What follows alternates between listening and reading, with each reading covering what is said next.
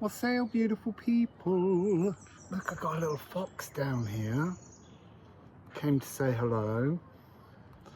It's funny because I was watching Jenny from Moon Magic Tarot this morning, and she had foxes in the images that talked very much about what I'm going to talk about today, if I can pull it off. It's so dense within my head that finding the words to explain it. But there's also lots of magpies, and they're one of my favourite birds. I felt I was going to run into a fox after seeing Jenny's video. I think it was pile 3. So, what's the story? Last night I was woken, not from a dream, but by a dream. It was very short. Oh, and there's my little robin that comes and sees me every time I'm here in this garden. The astronomer's garden, or the philosopher's garden as I keep calling it. You alright, Mr. Fox? Are you? So, this dream was in the dream, and then a person, actually a celebrity, I'm not going to mention because I think they're the same energy that I'm going to describe in this, but they were representing it. And they came behind me and they put the whole weight of themselves on top of me. Sorry, I'm just watching the fox. It's so cute. They put the whole weight of like their being, the cosmos, on top of me and crushed my whole being. And as I was down, I tried to call out, please help me, but I couldn't get the words out, and that was enough to wake me up. Sometimes in dreams, I get caught in a molasses. It's not like a nightmare. I don't ever feel traumatized by them. And actually, this morning when I woke, a second time, because I'd been back to sleep. Oh, now squirrels. Little squirrels. The whole of nature's here. There's wood pigeons, a fox just down here. Hello, Mr. Fox. And then here's the squirrels. Sorry. It honestly feels like being blessed by nature. And that's part of what I want to talk about. It's about empathy and being an empath, and a particular aspect of being an empath. That I would say many people think of as Hadarian frequency within the sort of starseed mythology.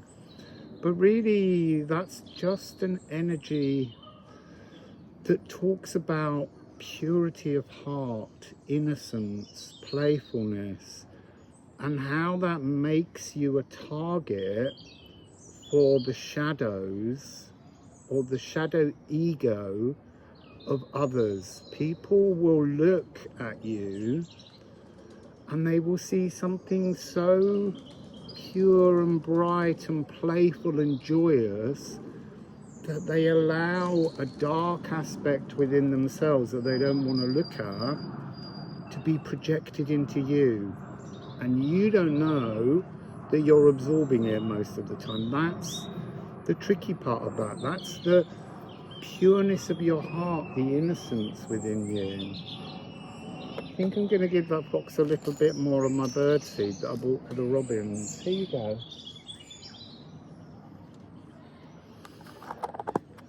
And so this energy goes inside you, it lives inside you, and it becomes something that unites with you. You don't even realize it's not your energy, and you assume it's part of your shadow frequency.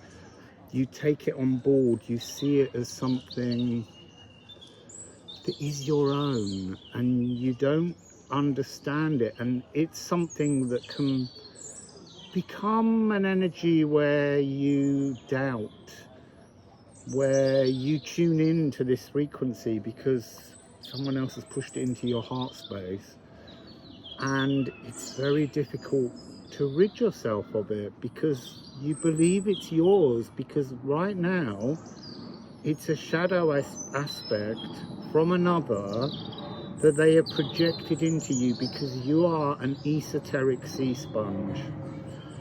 And it's taken me these last 4 or 5 years of journeying into all the shadows to finally understand. So in the dream, what I now understand happened was I needed to call to my,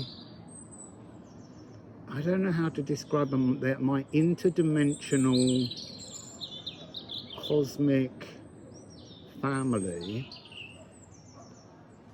to ask them to help me to clean out the burdens that don't belong to me, that belong to the projections of others. Now I want to explain something about that. These projections that other people give us, they're not intentional, they're often mistakes. People misinterpret you because you're too kind, you're too beautiful within the energy of your heart space. I don't mean physically, although you may be. Well, everyone's beautiful if you can see past the illusion of the physical molecules that we're gifted with.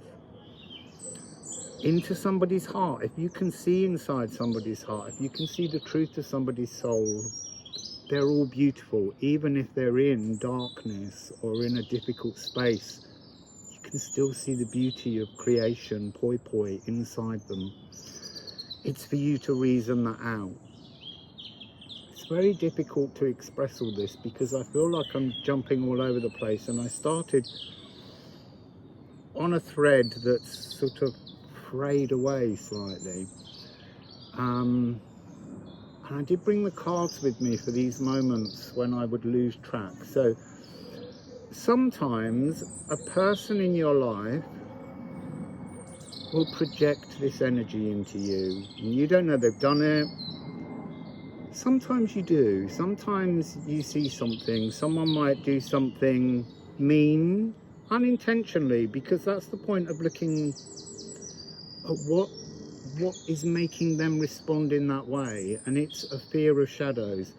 We all fear shadows. We're taught to fear the darkness, but I've been on a journey into the darknesses in all dimensions, or many, not all, it would be wrong to say they're all, but in many interdimensional spaces. I've been all the way up to the Elven Ring, and then I sat and I heard, you see, now that's interesting, I heard the chord of source, the song of love up that mountain in Romania, and I didn't know what to do with that information, other than all distortions can be unfolded like energetic origami into pure love, because behind everything is love. That's source energy. You got an itchy bottom? It's pulling its bum along the ground now. You're so cute and so small and so beautiful. You really are. And thank you for visiting me. See, I've lost my thread again. So, people can project things on you. I'm just going to keep saying that, I think. And you take them within and you wear them, and they unfold in your heart, and they feel as though they're your emotion, your shadow. But having been doing all this work where I reached up, heard that chord unfold, understood the love that's really behind everything, because even as a child, my purity and innocence, I want to say for all children, we come in pure, we come in as innocents, and then society teaches us another set of rules to live in the stagnant labyrinth. And it's a bruising experience, and it's easier to remove the innocence. I suffered a long time by being teased for my playful innocence, and so I chose to hide it in order to get on in life. See, I'm losing my thread all the time. This is such a complicated thing to explain. So let me just go to a story that you can imagine for yourself. You could have a friend, a member of your family, you could have a lover, a colleague, all those things we always say when we're not sure when reading cards, who, through some aspect of their own frustration with their current life, they push that energy into you. They move away from facing that shadow and project it into you. And you can stand there immediately and call them out. But some people, that shadow is so frightening, that inadvertent, unintentional mistake, they can't face just simply saying, sorry, I didn't mean to do that. It wasn't the intention of my heart to do that to you. Please. I was going to say, please forgive me, but that's another story as well. You can only forgive yourself. You can't forgive another. It's just wrong. They have to forgive themselves. And then the energetic origami unfolds and things fix and mend. So rather than admit to an error, people often begin to tell themselves a narrative in which you are to blame.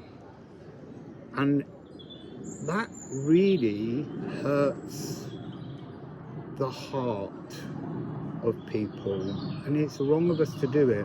But worse is quite often these people, in order to convince themselves that it was your error, will become the leader of a gossip posse and tell others the story, the mistruth that they're telling themselves to alleviate their own pain, their own emotion that took place at that moment. So I would say that, you know, I've experienced that at many points in my life where people haven't just been unable to step up and apologize, but will turn the thing on its head and make an accusation or put blame on me for what's going on in their life. And as I say, you take that on board and you think it's something in your own life. And at points very recently, since hearing that energy, I've been trying to move past and end and close the doorway on that long pilgrimage that I went on to find my truth, to stand in my truth. We say that so often, but how do you stand in your truth if you're carrying the burdens of other people's pain in your heart? Look, I know that this Hadarian energy, or this esoteric sea sponge empath frequency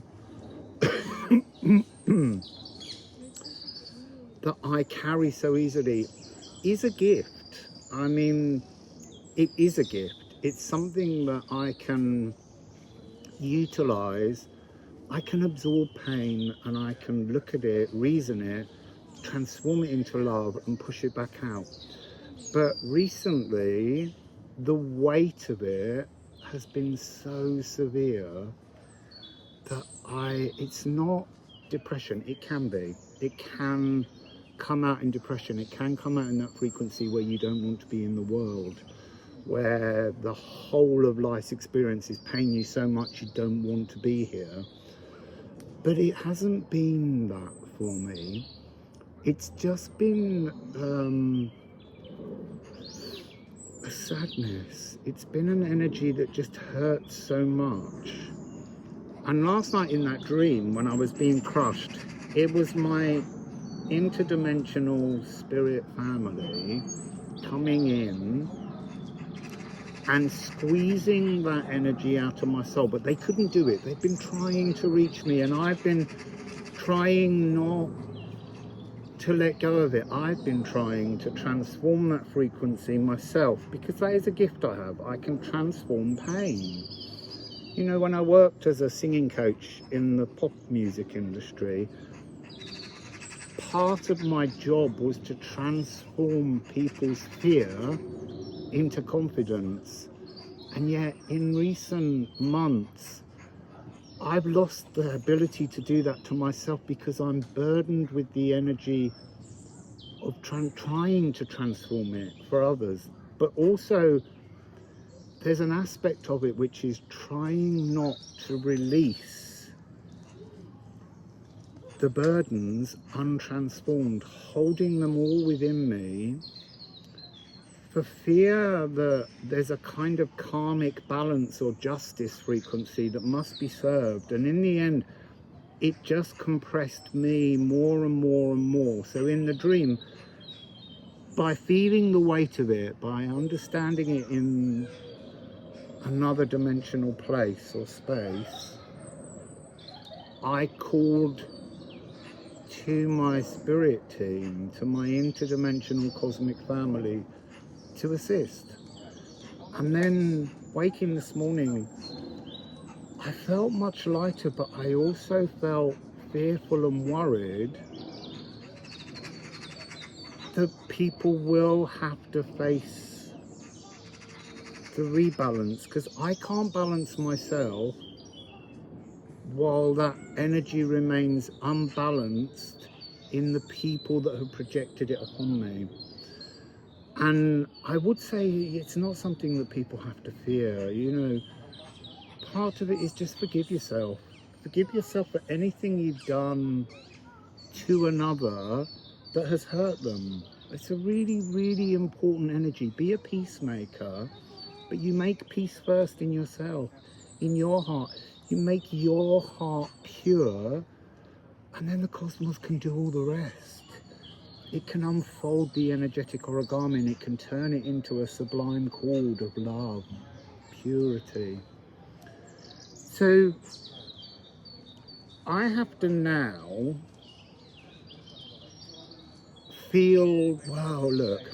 So once I called out in this other space for my interdimensional family to assist me, they squeezed all of everybody's burdens out of me. So they rinsed out the sponge, and now I have to dry out and find my truth. And part of the steps on that journey was knowing I had to do this video. And it pains me to talk about things that in many ways will pain others, just as I've pained others. But I've forgiven myself through the shadow sides to understand why we do things and what lessons we can learn from them. But now I fear the lessons being offered as all of this cosmic energy around me unbalances. But I have faith, I have purity. I want to say the other thing here as well is that in recent months, because of what's gone on, I lost all playfulness. I'm just going to feed this magpie. Sorry, one sec. Actually, the fox, the fox has gone for it. Playfulness, playfulness. I've lost my playfulness. I'm so playful. I'm someone who laughs. But since hearing that call of God in all the splendid, sublime beauty of it, I lost playfulness. I lost laughter, because it unfolded and it revealed this cosmic mirror, this esoteric empathic sponge that had become a burden that I couldn't see past, and it just makes you want to close yourself off and hide. And actually, that is an important part of it. You have to have moments when you don't allow anybody's energy. You close down your shine, your magic, your empathy for the world. You stop showing love and playfulness and joy to the world. Because every time you do that, if you're not...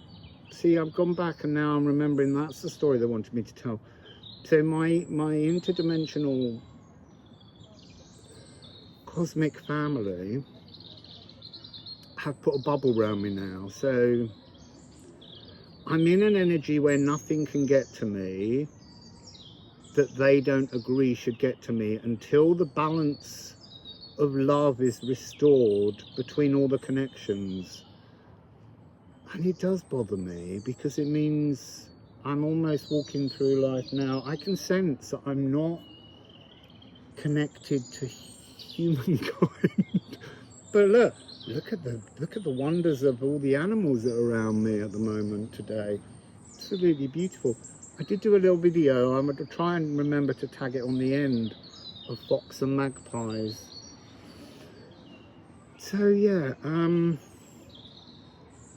I want to apologise for anyone who does have issues with me. Look, I'm not for everyone, I know that, but I am pure of heart and I am pure of intention and I am incredibly loving. But at the moment, I'm being wrapped in a bubble by Poi Poi, by my cosmic family, to protect me from abuse, emotional abuse. And so if you're sending that, and some people do, you see, that's part of my innocence. I can't understand why anyone would send anyone ill will. I really can't understand it. If I do anything and it hurts somebody, I would immediately apologise, because it's not my intention to hurt anything. It's my intention to love. And now the sun's coming out on me. See, that feels like the magic of the natural world. Just saying to me, you did it. You've expressed, you've stood in a truth that many people will find uncomfortable. And I would just say, don't troll any messages. Because there's a bubble of protection and it will come back at you.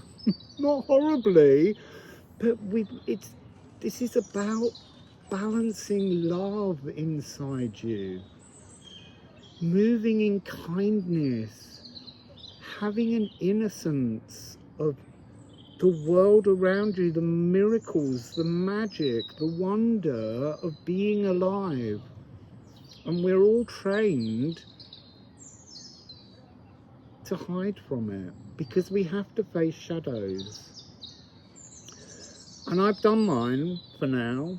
I've done them all, and they've been dark and they've been heavy, and I stopped reading cards, even though I've made those two beautiful decks with others, because that's another of the messages. You know, I grew up an orchestral player, and in orchestras, it's about every instrument playing a role in the whole, and that's how I want to live my life, as just a member of the orchestra playing a part in the whole. But orchestras do have an ego in the conductor or the soloist in concertos. And my favourite conductor was always Dostoevsky. I think that's his name. Dostoevsky. Oh, I don't know. I haven't thought about him forever. He was a conductor who would set the orchestra underway and then he would stop conducting, because he didn't feel a need to control. And if the orchestra moved in an area that was slightly out of alignment, he would just then conduct a little bit more to pull them back in, and then he would stop and he would enjoy the performance of the whole. He was a listener. He was hearing the pleasures. So hear the pleasures that people offer you. Don't, if you assume from your heart that someone's criticizing you, either they are because they're not pure of heart, or they were trying to show you love and unintentionally poked you. We've so much to learn, and these are such important times now that Pluto has moved. There's so much to come. Also, I want to say as well, if someone tells you a story about someone to influence how you feel about that person, don't let their view of somebody influence your view of somebody. Seek your truth about something, and don't be frightened of the power of purity and love that unfortunately some empaths just have, because that's part of their soul contract. They come with a pure heart to transform pain, but don't keep loading them up with more and more pain, because eventually it overburdens them and it snaps them. And I'm strong, I'm resilient. See, now and then there's another part to that where I want to talk about manipulation. Don't manipulate people. I can remember trying to do that. It's not good. It's dark Eve, dark Adam energy. It's an aspect that we're not supposed to touch. Let people be. So Saturn. Saturn is divine masculine energy. I know that might not make sense to a lot of you, but it makes sense to me. Saturn is the natural world. It's the lower heart. It's how we connect to this world. It's non-judgmental. Now, my mother came to me in Mexico, and she said to me, I absorbed the pain to birth you. Now you have to absorb your pain to birth yourself. And so I went on a journey absorbing all the pain I could, not realizing that actually wasn't my pain. I was absorbing the pain other people were giving me, but I wasn't making a judgment on them. I was just transforming everything into love. Even if I didn't know it was their pain and assumed it was mine. That fox is right underneath me now.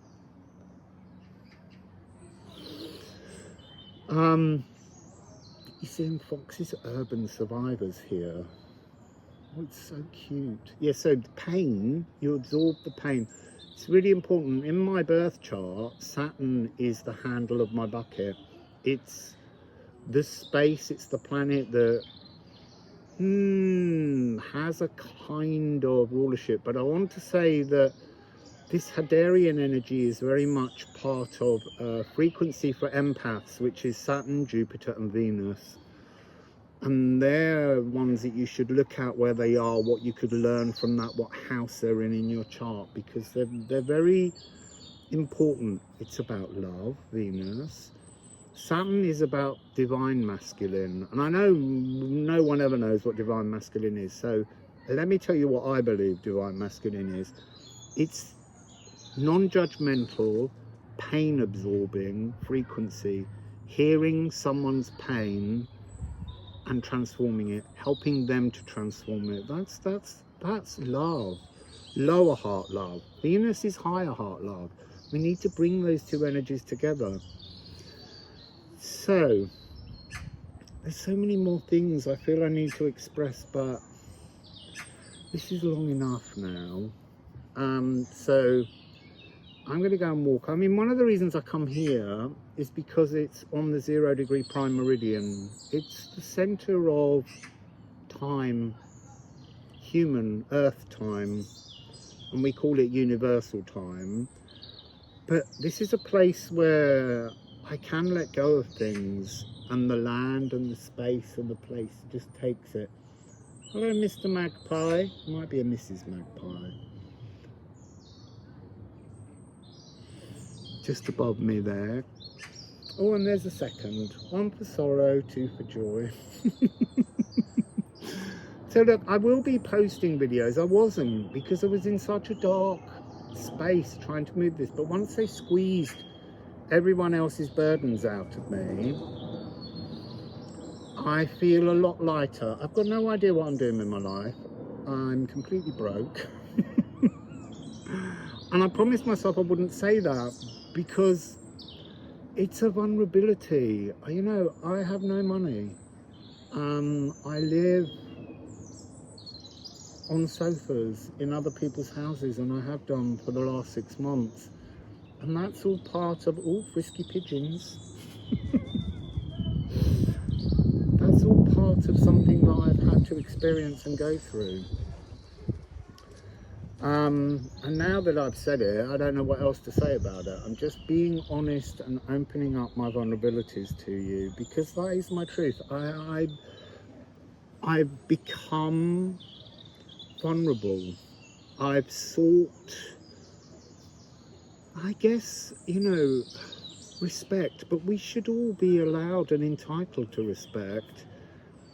And it's by absorbing this energy in others and not knowing it was others' energy, it left me wanting, I don't know how to express it, but like,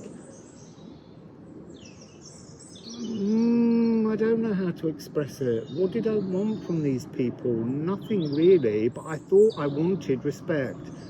We have to learn. I wanted love. Maybe that's just it. I wanted people to say they loved me. But you have to love yourself, and you can't do that as an empath if you're wearing other people's ego shadows, because they pushed them into you to not look at them themselves. They have to look at their shadows, and they just have to maybe come forwards and just simply say sorry sometimes. Because sorry is a really easy word to say, and if you say sorry to the right person, they will just say, it's fine, thank you. So anyway, look, I'm gonna go. There's a lot of people coming in, and I feel all vulnerable now. But I've been honest, and that's part of it, because I couldn't be honest, because the people that hurt me, my silence protected them, because I don't want them to feel hurt. I really don't. I don't want my being to hurt anyone, but that was hurting me more in the end. I can't forgive these people because that's not my right. But I've forgiven myself, and my cosmic family have squeezed everyone else's shadow burdens out of me, because I couldn't move on. You can't enter a new phase in your life if you're carrying the emotional frequencies and the fears of others that you're transforming into your own self-doubt and fear. So I've had to let all that go. But I do worry a little, because I just want that energy to balance kindly and comfortably now, and unfold into energetic love for everything. I know I say love, love, love all the time, but look, I was born to love. I was born in innocence, and even when, really, you know, I have experienced the most appalling tragedies and traumas that were lies projected upon me, and yet I can't let go of that love. I can't stop being loving. So anyway, empaths out there, if you're feeling this, just understand that it isn't always yours. And I would say, ask your spirit team from your heart, to squeeze your sponge out and let you be clean. But I'm not saying it's as simple as that. You do have to practice transforming trauma that may not be yours but you believe is, back into love by forgiving yourself for misinterpreting it, maybe. And then ask your team to gently squish you out, because that dream last night, honestly, it was the weight of the universal burden that crushed me, forced me, what do I want to say? See, I nearly said to serve justice, but that isn't what it's meant to be. It's really to adjust the balances, to allow, I have to be squeezed of that energy, and then I have to sit now in this protective bubble so that I can learn to comprehend, adjust and integrate back into that Hadarian energy that I came into the world with. And I think we all come in with it, but I think at different points on our journeys we're dealing with different starseed soul contracts. And my gift is transforming pain, but I can't keep for the moment transforming other people's pain. I had to clean up my pain, and then all that was left was squeezed out so that I can move on. So I wasn't, as I said, I wasn't going to make any more videos. I really was just going to walk away from everything, because I couldn't unburden the pains. I couldn't find a way to step into my absolute truth. And I'm there and I am ready, but I need a little bit more time to just only allow love towards me. I can't allow fear to come at me from other people. I can't let jealousy come in. I can't let hatred come in. Yes, ordinarily I can take all of those energies in, transform them and push them out, but for the moment my team are cleaning me, and I have to give that however long it takes. I don't know how long it will take, because there's so much nature around me. It's just wonderful. So anyway, look, beautiful people, thank you so much for listening to me speak a very honest truth. And I'll be back soon. I really do. I really do. I love you all, because that's all I know how to do. It really is. All I know how to do is to love people and to want the best for people. And I want people to learn to grow generously wise, because generosity is a beautiful thing. So, Wassail, speak soon.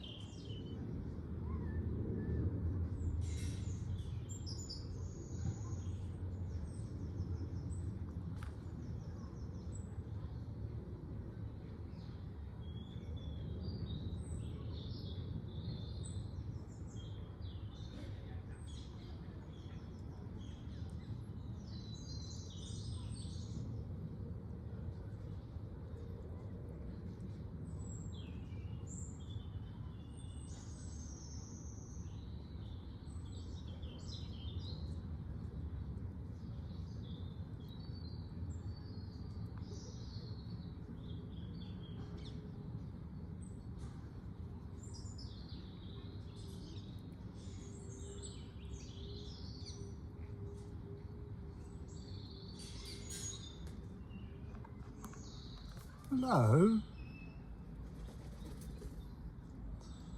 Hello, little foxy. There you go. It's not much.